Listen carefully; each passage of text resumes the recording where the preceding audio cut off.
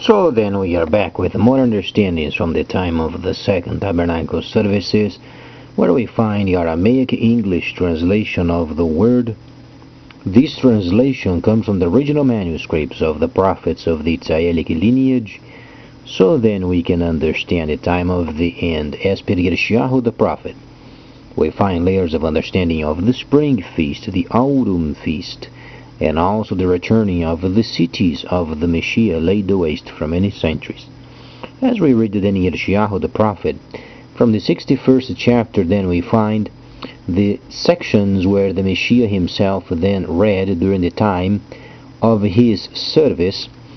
But then there is a very particular verse regarding then Lazarus when he died, and he was then placed on the bosom of Abraham. So let's understand what's going on with this, because as people, when they get to the end of their lives, when they die without the Messiah, their souls goes straight down. And the situation is no person can come out of Sheol, known as Inferno. Let's then make sure we understand what the Messiah was explaining, because this age is obviously ending. And then as we read references from what the Messiah has said, then obviously we should heed what the Messiah then said. In Luke then we find very specific, stating, now there was a certain rich man, and he would wear purple linen, and every day he would luxuriously then being drunk, contented. And there was a certain unfortunate man whose name was Lazar, and he would lay at the gate of that rich man while being obviously sick with many sores. And he was longing then to get himself satisfied with the crumbs that came out of the table of the rich man.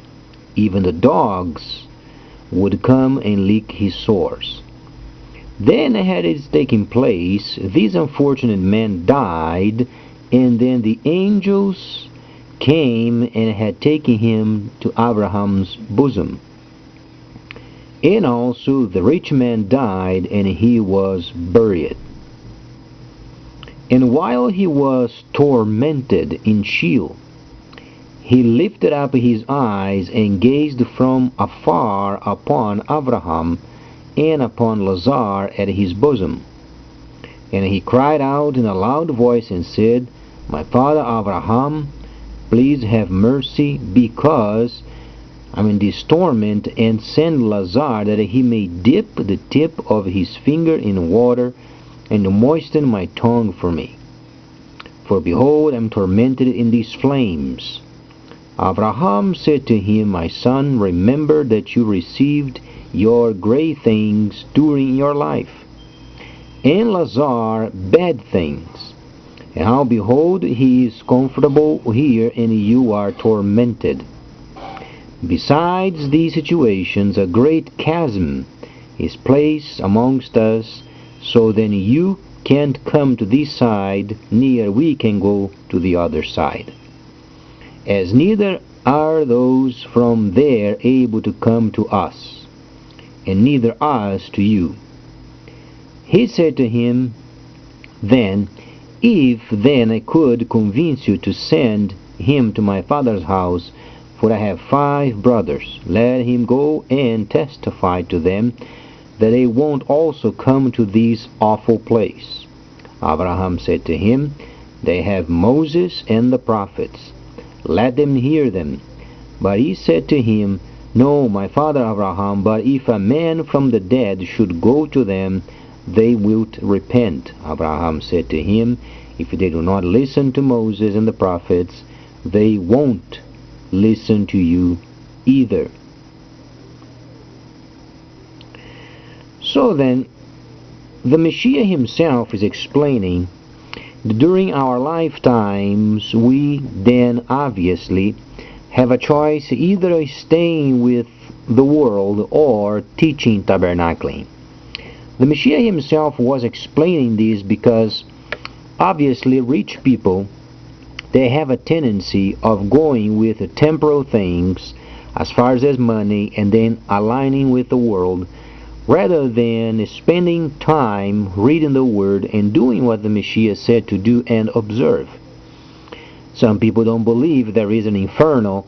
However, we find these extremely clear as far as what the Messiah explained as the first death.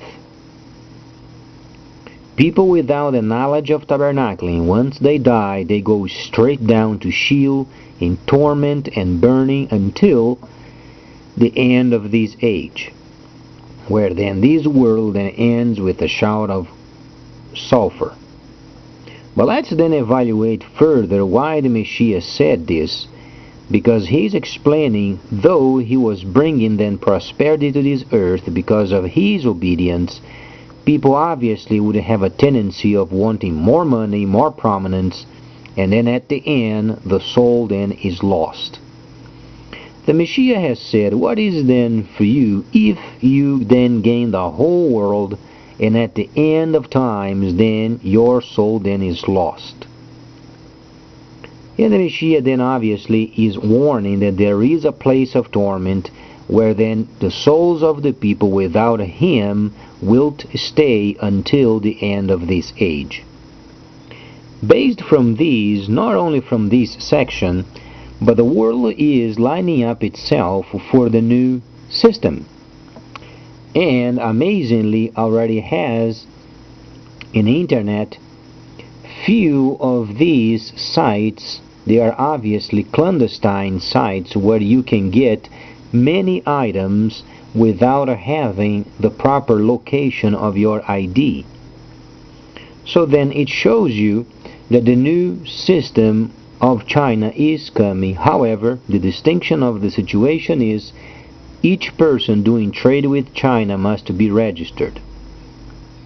Not only this, but then the taxes must be then reevaluated, because nations doing trade with China must present ways of paying taxes.